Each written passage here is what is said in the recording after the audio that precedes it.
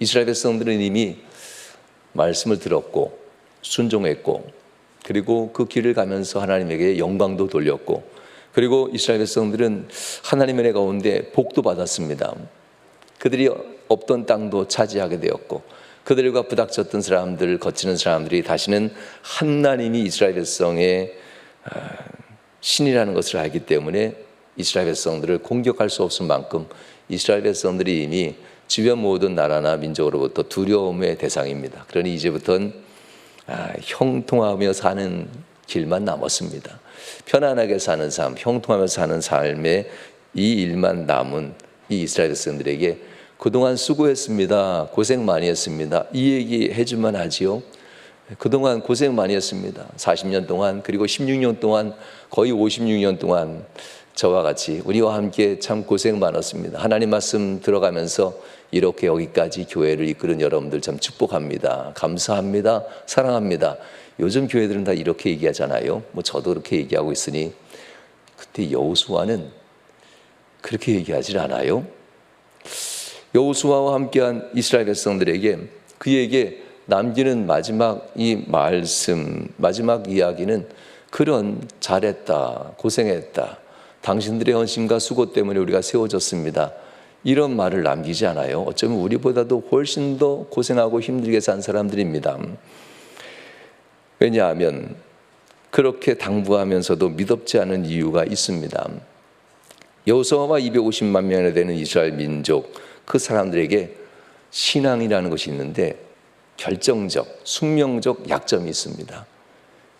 그들에게 필연적 약점이 하나가 있었다는 건데요, 바로 그 문제가 여호수아에게도 있었고 이스라엘 백성들에게도 이 필연적 약점이 하나가 없어지지 않고 있었습니다. 죄의 문제는 이미 그것은 모든 일의 원죄이니까요. 죄의 문제 말고 약점이 하나 있었습니다. 여호수아 1장 1절로 5절 말씀에 보면 하나님께서 여호수아를 통해서 이스라엘 백성들에게 이렇게 말씀합니다. 여호수아가 이스라엘 모든 지파를 세겜에 모으고 이스라엘 장로들과 그 수령들과 재판장들과 관리들을 부르매 그들이 하나님 앞에 나와 선지라. 여호수아가 모든 백성에게 이르되 이스라엘의 하나님 여호와께서 이같이 말씀하시기를 옛적에 너희의 조상들 곧 아브라함의 아버지 나홀의 아버지 데라가 강 저쪽에 거주하여 다른 신들을 섬겼으나 내가 너희의 조상 아브라함을 강 저쪽에서 이끌어내어 가나안 온 땅에 두루 행하게 하고 그 씨를 번성하게 하려고 그에게 이삭을 주었으며 이삭에게는 야곱과 에서를 주었고 에서에게는 세일산을 소유로 주었으나 야곱과 그 자손들은 애굽으로 내려갔으므로 내가 모세와 아론을 보내었고 또 애굽에 재앙을 내렸나니 곧 내가 그들 가운데 행한 것과 같고 그 후에도 너희를 인도하여 내었노라. 평이한 말씀처럼 보이지요. 이 말씀에 보면 아브라함부터 아브라함, 이삭, 야곱, 모세, 아론, 이 사람들에게 있어서 있는 것과 지금 이스라엘 백성에게 없는 것이 하나 있습니다. 여기에 약점이 있습니다. 여호수아는 그들 앞에 있는 백성들에게 얘기합니다. 너희들을 하나님이 부른 적은 없다라고 합니다. 너희들은 하나님이 직접 부른 적이 없어 라고 하면서 얘기하는 겁니다. 아브라함도 직접 부르셔서 네 본토 친척 아비지를 떠나라면서 아브라함도 직접 땅을 주시고 삶을 허락하셨고 이삭도 역시 하나님이 직접 만나시고 이삭과 직접 대화하시고 직접 인도하시고 복을 주셨고 야곱도 역시 하나님이 직접 만나시고 그의 가족들에게 복을 주셨고 모세도 하나님이 직접 만나시고 모세에게도 하나님이 은혜를 주셨는데 나나 너희들은 직접 만난 적이 없지 않느냐. 이게 약점입니다. 모세를 통해서 들어야만 했고 믿음의 조상들의 이야기를 통해서 들어야만 했던 이 하나님, 우리는 들어서 믿은 이들이지 하나님을 직접 만나서 믿은 적이 없는 이들이다. 이게 약점입니다. 우리는 들어서 믿어도 믿음이 대단하다고 생각하지만 직접 보고 만난 자의 믿음과는 가히 비교될 수 없지요. 직접 보고 만난 자의 믿음. 초대교회에서는 이런 분들을 따로 구별하죠. 모두가 다 주의 제자들이고 주의 종임에도 불구하고 주님을 직접 만나고 주님과 직접 대면했던 사람들을 사도라는 표현을 쓰게 됩니다. 이들의 믿음은 의심 자체가 없는 믿음입니다. 왜냐하면 주님을 직접 대면하여 알았기 때문에. 그래서 이들에게 있어서 역사는 대단합니다. 의심이 없기 때문에 능력이 그대로 나간다는 거지요. 여호수아는 이것을 얘기하는 겁니다. 우리는 하나님을 직접 대면한 적이 없다. 모세나 야곱이나 이삭이나 아브라함은 하나님을 직접 만나고 직접 대면하고 직접 하나님과 이 길을 다니면서 그들은 이리 쓰러지고 저리 쓰러져도 하나님만 바라보는 사람인데 우리는 들어서 믿은 자들이기 때문에 만약 우리에게 들려주는 사람이 없다면 우리는 어떻게 될까라는 이야기입니다. 나도 사라지고 먼저 모세가 사라졌고 나도 이제 사라질 나이가 됐는데 그리고 나와 같이 함께 헌신했던 12지파의 수령들 이들이 16년 동안 이 길을 걸어오면서 가나안에 정복했던 이 길들 그들이 나와 같은 나이 100세가 다 넘었는데 이들이 다 사라지고 나면 너희들에게 잘 인도할 신앙의 지도자가 없다는 겁니다. 물론 지혜와 명철과 지식에 있어 탁월한 사람이 있을 겁니다. 여호수아보다도 더 지혜롭고 더 말 잘하는 사람이 있을 겁니다. 250만 명이나 되는데요. 그러나 중요한 것은 하나님의 은혜를 직접 대면하여 받던 이들이 없다는 겁니다. 하나님의 은혜를 직접 대면하여 함께 헌신하고 함께 수고했던 이들이 나 여호수아와 더불어 12지파의 수령들이 이제 죽으면 사라질 텐데 그들로부터 들어야만 했고 배워야만 했던 신앙들, 이런 신앙들의 결정적 약점, 이 약점을 얘기하는 겁니다. 그렇습니다. 아브라함도 이삭도 야곱도 에서 그리고 하나님이 부르신 모세, 하나님의 말씀을 들은 자였지만 동시에 하나님 말씀을 이루어 드린 자들이었고 하나님의 말씀을 직접 대면해 드린 자들이었으며 동시에 하나님 앞에 순종하면서 하나님의 인도함을 입은 자들이었습니다. 그러나 여호수아와 그와 함께한 이 모든 사람들은 복은 받았지만 하나님을 대면한 적은 없었다는 것. 분명 믿음의 아버지의, 믿음의 선배들의, 믿음의 인도하는 이들을 통해서 형통도 삶의 승리도 얻었지만 내가 직접 하나님께로부터 명령받고 순종한 적은 없었다는 것. 이게 옳습니다. 우린 설교는 많이 듣죠. 이런 성태들입니다. 설교 들은 위에 순종하는 모습들. 모세의 말씀을 듣고 우린 순종했다. 여호수아도 역시 마찬가지였습니다. 들어서 믿고 자신을 인도하는 지도자 모세를 바라보면서 하나님의 뜻이 무엇인지 알려고 모세를 따라서 여기까지 왔던 우리들, 순종하는 것처럼 보였지만 이 안에 약점이 들어있다는 것. 하나님과 직접 대화하지 못한 이들이 가지고 있는 약점, 두려움입니다. 나를 인도하는 믿음의 지도자가 없으면 어떻게 할까? 교회의 목사님이 잘 인도하지 못하면 어떡할까? 장로님들이 잘 인도하지 못하면 어떡할까? 속자님들이 잘못 인도하면 어떡할까? 지도자에게 문제가 있긴 합니다. 그런 문제가 있다면. 그러나 더 중요한 것은 이 두려움의 결정적 약점은 무엇이냐면 하나님을 찾아가 기도하며 믿음을 지키기보다 지도자가 사라지면 모세를 대신할 세상의 우상을 찾는다는 겁니다. 지도자가 사라지고 나면 방황하면 이 교회 저 교회 떠들든지 유튜브를 열어보면서 이 설교 저 설교 들으면서 내가 의지할 세상의 우상은 누가 될까? 하나님이 아닙니다. 내 마음을 이루어주고 내 생각과 내 비전과 딱 맞는 목사님의 설교는 뭘까? 자꾸만 이렇게 방황하는 일들이 일어난다는 겁니다. 바로 이들의 결정적 약점입니다. 자신을 위로해 줄 누군가를 찾는데 이 자신을 위로해 줄 어떤 메시지 없습니다. 여호수아는 이것을 우상이다, 이것을 세상신을 섬기는 것이다 라고 얘기합니다. 이제 모세가 사라지면 이들은 어떻게 되겠는가? 여호수아와 그리고 여호수아의 동년배였던 100세가 넘은 그 마지막 지도자들이 사라지고 나면 이들은 과연 어떻게 될 것인가? 여호수아는 이미 16년 전에 경험했습니다. 갑자기 요단강을 바라보면 요단강 넘어 이제 가나안 땅이고, 이곳에 들어가면 하나님이 약속한 땅을 우리가 소유하게 된다고 하는 이 광야의 생활이 끝나고 요단강 건너편 가나안 땅을 바라보면서 있었던 그때였습니다. 느보산 언덕 올라가고 있는 모세를 바라보면서 여전히 건강하지요. 하나님이 힘과 능력 여전히 주시니까요. 그런데 돌연듯 불현듯 모세가 얘기합니다. 나는 이제 하나님이 부르시니 나는 하나님의 부르시는 곳으로 갈 것이다. 죽는다는 얘기입니다. 그리고 나를 대신해서 네가 지도자가 될 것이다. 16년 전에 갑자기 여호수아에게 했던 말입니다. 준비한 적 없습니다. 늘 모세가 얘기해줬고 모세가 인도하는 대로 여기까지 40년 동안 신앙의 길을 달려왔을 뿐 내가 지도자가 된다는 생각은 단 한 번도 하지 않았습니다. 왜냐하면 지도자가 되면 내가 책임져야 되니까요. 내 위에 누군가가 책임자가 있으면 피해갈 길도 참 많아요. 그 책임자에게 책임을 돌리면 되니까요. 내 위에 누군가 있으면 그가 잘못했다고 그에게 모든 책임을 돌리면 되니까요. 그런데 막상 자기 자신이 모든 책임자가 된다면은 이걸 다 책임져야 된다고 하는 두려움이 너무나 큽니다.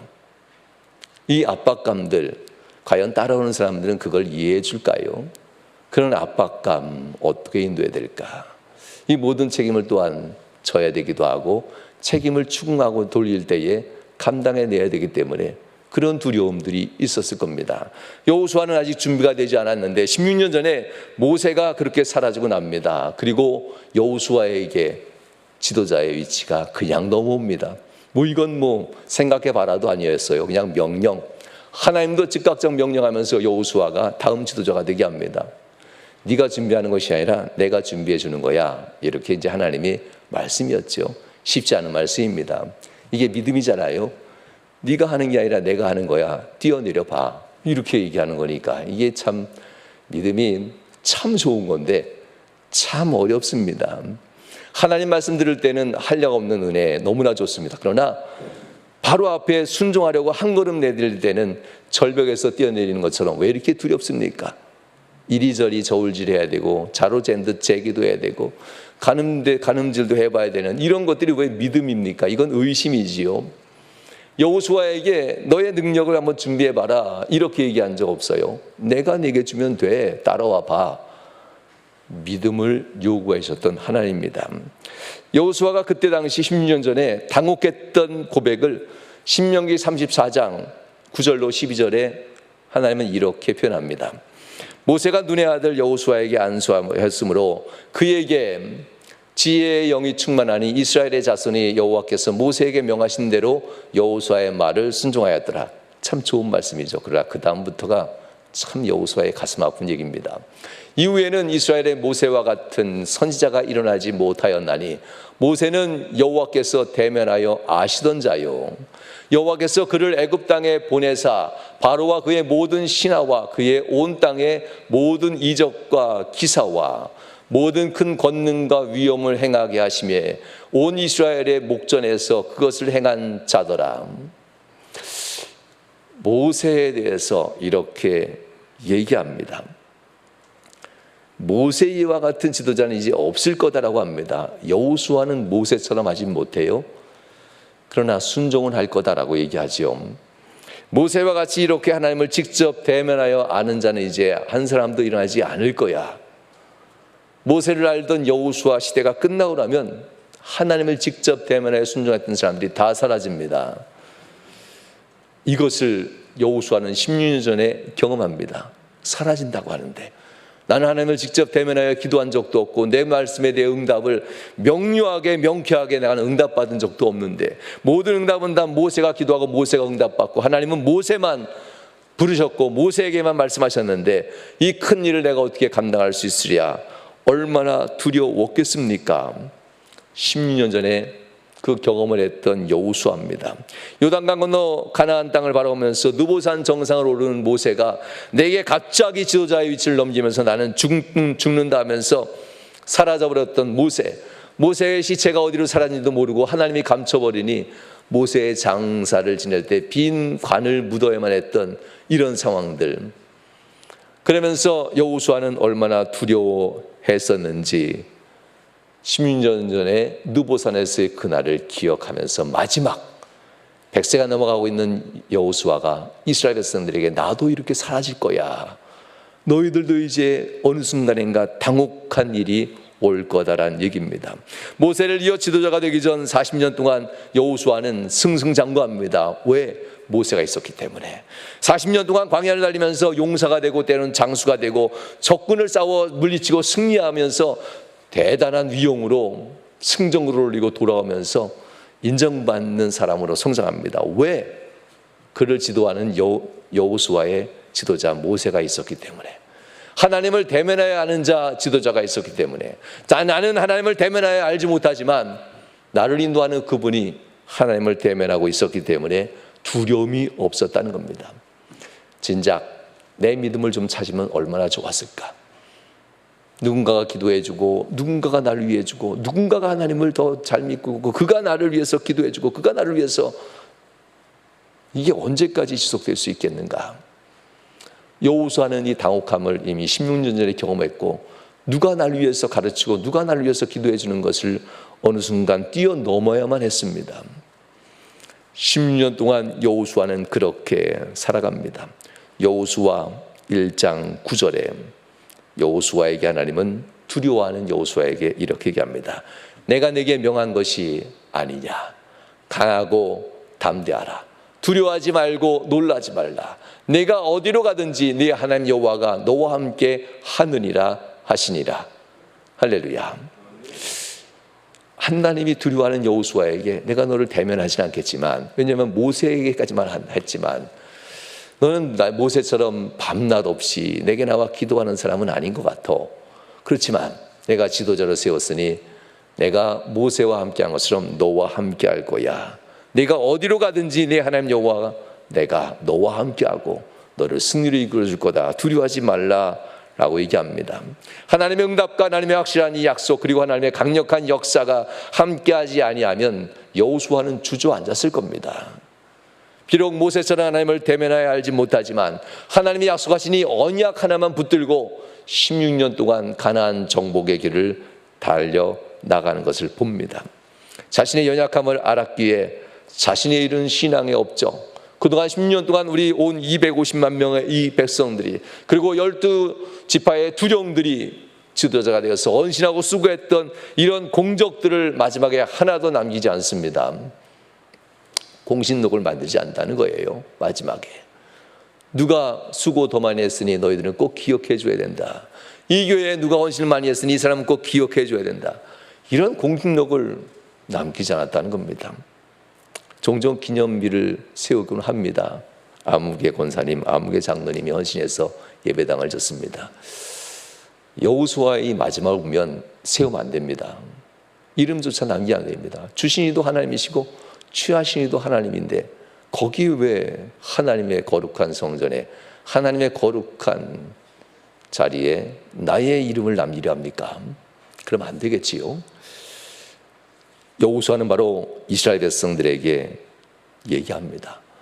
그때 내게 말씀하신 언약을 붙들고 달려왔다라는 것을 얘기하는 겁니다. 여호수아 1장 7절로 9절에 여호수아는 하나님 앞에서 이런 응답을 받지요. 아까 9절 말씀을 읽어드렸는데요, 전체를 읽어드리겠습니다.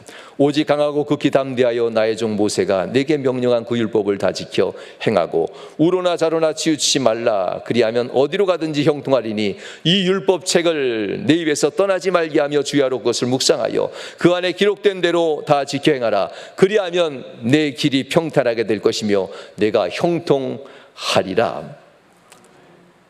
모세를 통해서 이미 율법책이 주어졌으니 난 너에게 다시 대면하여서 얘기할 이유가 없다라고 합니다. 모세에게는 아직 율법이 책이 준비되지 않았으니 모세를 대면했지만 모세를 통해서 너에게 계명이 주어지고 십계명이 주어지고 관계된 계명들이 다 주어졌으니 너희는 그 율법책을 지켜 행하고 좌로나 우로나 치우치지 말라. 그리하면 어디로 가든지 형통하리라 라고 얘기합니다. 대면할 이유가 없지요. 말씀이 주어졌기 때문에. 하나님의 말씀은 분명합니다. 그러니 전에는 기도하면 찾아오셨던 아니지만 내가 열으면 만날 수 있는 하나님입니다. 열지 않으면 만날 수 없겠지요. 집에서도 좀 여십니까? 아멘. 좀 여시기 바랍니다. 오늘은 15장 읽어야지, 3장 읽어야지, 6장 읽어야지, 10장 읽어야지. 많이 읽으십시오. 그러나 때 묻은 내 마음도 씻어내야지. 완악한 내 마음도 말씀 읽으면서 하나님 앞에 바로 서야지. 말씀은 그런 태도로 읽는 겁니다. 오늘은 말씀에 무슨 은혜가 있을까가 아니라, 율법책이라는 것은 나의 완악한 죄를 가려내고 나의 더럽고 추한 인생을 제거하기 위해서 율법책이 주어진 겁니다. 위로나 은혜만 주는 것이 아니라 내가 죄인인 것을 깨닫게 하고 완악함을 깨닫게 하고 하나님 앞에 수치심과 더러운 것을 제거하기 위해서 율법책은 항상 내게 필요합니다. 왜냐하면 내비게이션 여러분들 자동차에 있잖아요. 틀린 길은 안 가르쳐줘요. 바른 길만 얘기해요. 틀린 길로 가면 글로 가면 돌아갑니다. 빨리 돌아오십시오. 이렇게 바른 길을 항상 얘기해 주잖아요. 그러니 성경은 인생의 내비게이션 같아서, 저는 오랫동안, 여러분들도 혹시 들으셨나요? 자동차의 내비게이션이 여러분들 운전 잘한다고 칭찬하는 거 들었나요? 칭찬은 한 번도 안 하고 똑바로 가라고만 얘기하더라고요. 요즘은 뭐 칭찬하는 내비게이션도 있다고도 얘기하는 분도 있는데, 그런 것 같아요. 성경책도 칭찬하는 것보다는 똑바로 가라고, 똑바로 좀 살라고, 그래야 그 길에 도착할 수 있다고, 이런 얘기를 참 많이 하는 게 성경책인 것 같습니다. 그러니 성경책 열지 않고 어떻게 우리가 똑바로 살 수 있겠습니까? 하나님 말씀 읽지 않고 우리가 어떻게 바로 살 수 있겠습니까? 여호수아는 바로 그걸 얘기합니다. 하나님의 명령, 매일매일 내가 가르쳐 주겠다가 아닙니다.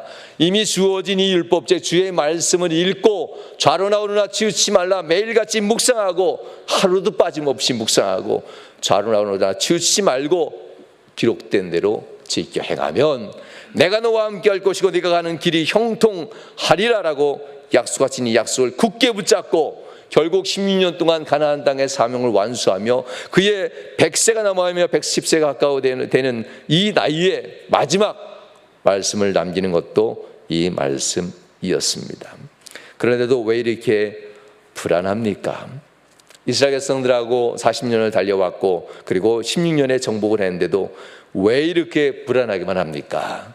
그들에게 믿음을 칭찬하기에는 너무나도 불안하고 아직은 칭찬할 때가 아닌가 보다 라고만 하면서 강력하게 하나님만 섬기라고, 강력하게 재차 여호와 하나님만 섬기라고, 나와 내 집은 하나님을 섬기겠는데 너희들도 요단강 저편에서 섬기듯 세상 신을 따라가든지 아니면 지금 하나님을 섬기든지 결정해 봐라, 이런 얘기를 여호수아 24장 14절에서 16절에 하지요. 이렇게 얘기합니다. 그러므로 이제는 여호와를 경외하며 온전함과 진실함으로 그를 섬기라. 너희의 조상들이 강 저쪽과 애굽에서 섬기던 신들을 치워버리고 여호와만 섬기라. 만일 여호와를 섬기는 것이 너희에게 좋지 않게 보이거든 너희 조상들이 강 저쪽에서 섬기던 신들이든지 또는 너희가 거주하던 땅에 있는 아모리 족속의 신들이든지 너희가 섬길 자를 오늘 택하라. 오직 나와 내 집은 여호와를 섬겠노라 하니 백성이 대답하여 이르되 우리가 결단코 여호와를 버리고 다른 신들을 섬기기를 하지 아니하오리니 라고 대답합니다. 결단코 우리가 다른 신을 섬기지 않겠노라고, 우리가 여호와만 섬기겠노라고, 여호와 하나님만이 우리 하나님이라고 18절에 결국 또다시 고백합니다.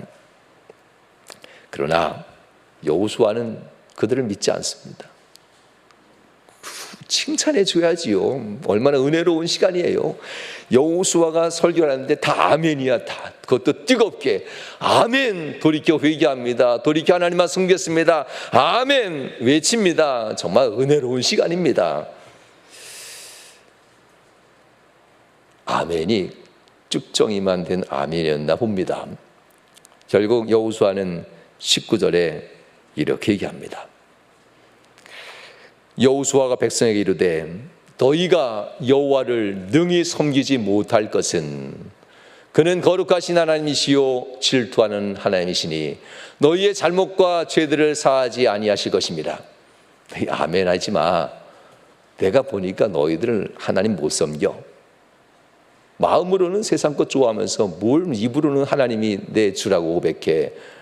아멘이라고 아무리 크게 외쳐도 네 속을 내가 아는데, 이렇게 지금 여호수아가 이해한 겁니다.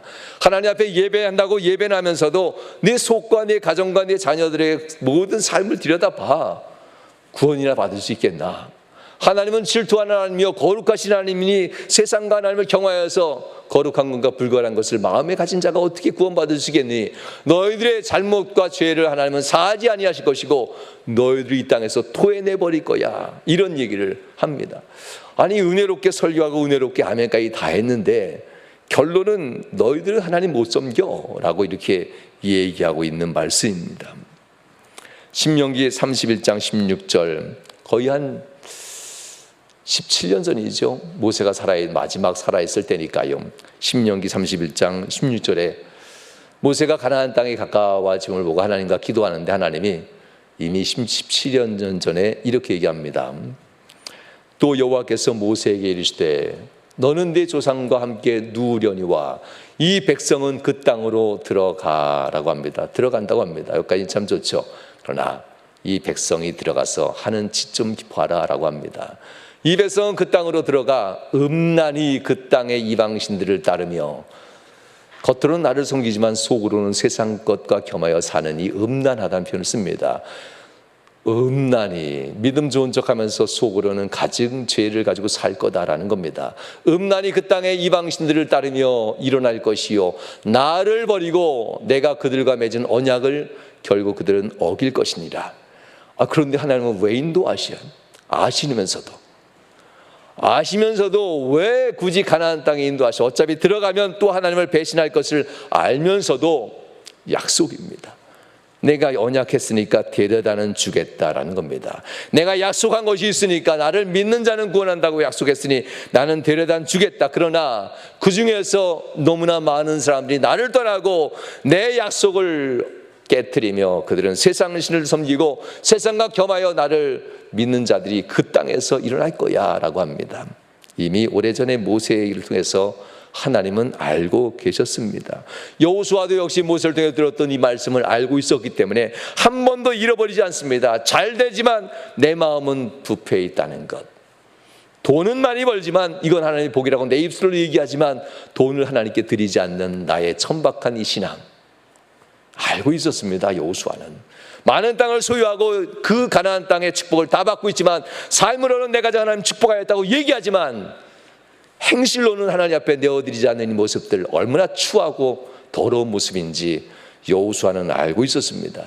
그래서 그렇게 살 텐데 하나님이 그들을 결국 사하시지 않고 버리실 텐데 마지막에 내가 죽고 나면 이걸 누가 얘기해 줄까? 마지막에 내가 죽고 나면 이걸 누가 얘기해 줄까? 고민하면서 마지막 남기는 유언의 말에 너희들 하나님 못 섬긴다 라고 하는 겁니다. 못 섬긴다. 이 모습을 가지고는 아무것도 안 된다라고 하면서 얘기합니다. 육체만 성장했지 마음은 여전히 아이와 같이 어리숙한 신앙을 가진 사람들, 성인 아이의 신앙이라고 합니다. 신앙의 연수만 오래됐지 겉으로 보기에는 믿음이 좋아 보이지 속으로는 아이의 어리숙한 믿음을 여전히 소유하고 있는 이러한 모습들, 250만 명이 되는 이스라엘 백성들이 대부분 다 그런 모습이었습니다. 왜? 들은 것만 따랐고 스스로 순종하려 하지 않았기 때문에. 누가 순종할까 하면 눈치 보다가 할 만한 것만 순종했기 때문에. 누가 하나님 말씀 따를까 하면 눈치 보다가 할 만한 말씀만 따르고 남들 하고 나면 뒤에 가서 조금 더 들으면서 대단한 헌신을 한 것처럼 그렇게 이스라엘 백성들이 살아왔기 때문에 누구도 먼저 책임지려고 주여 내가 하겠습니다, 주여 내가 움직이겠습니다 하면서 누구도 하나님 말씀 음성 먼저 들으려고 노력하지 않고 책임지려 하지 아니하고 남 뒤에 그늘 위에 숨어서 있는 신앙을 하고 있었기 때문에 결국 이들에게 올바른 말 하는 사람이 사라지고 나면 이스라엘 백성들은 모두가 다 버림받을 것이 분명했기 때문에 그래서 여호수아가 그렇게 너희들은 하나님 못 섬긴다라고 얘기합니다. 그런데도 꾸역꾸역 아니라고 합니다. 24절 말씀 이렇게 얘기하죠. 백성이 여호수아에게 말하되 우리 하나님 여호와를 우리가 섬기고 그의 목소리를 우리가 청종하리이다. 24절 말씀에 그렇게 기록되어져 있습니다. 그러면서 24장 27절에 여호수아가 이 얘기를 하는 그들을 부릅니다. 너희들이 정말 그렇게 여호와만 섬기고 여호와의 목소리만 청종하고 하나님의 말씀만 따라가면서 이제부터는 누군가가 시키는 것이 아니라 주의 목소리를 청종하여 너희들이 책임을 지면서 신앙생활 해갈 수 있겠느냐? 그러자 아멘합니다. 그래서 27절, 그러면 우리 곁에 있는 이 돌이 이 얘기를 다 들었으니 이 돌을 세우고 기념비를 세우고 언약의 돌을 세우자라고 합니다. 모든 백성에 이르되 보라 이 돌이 우리에게 증거가 되리니 이는 여호와께서 우리에게 하신 모든 말씀을 이 돌이 들었음이니라. 그런즉 너희가 너희와 하나님을 부인하지 못하도록 이 돌이 증거가 되리라. 그 자리에 돌을 세우면서 우리 인생에 마음에 걸림을 때마다 돌을 바라보고 내가 하나님 말씀 청종하고 내 인생에 책임을 지듯 하나님 앞에 순종하겠다고 했던 그날을 잊지 말자. 이것을 잃어버리는 순간 하나님이 나를 버리시리라.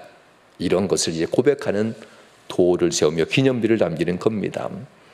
여호수아는 이렇게 남은 마지막 이야기로 끝냅니다. 기억하십시오. 두 가지를 꼭 기억해야만 합니다. 여호수아가 얘기하는 두 가지. 더 이상 흉내내는 신앙은 버려야만 한다고 하는 것. 남들 보기 좋은 신앙 따라가는 것, 그런 신앙 갖지 말아라.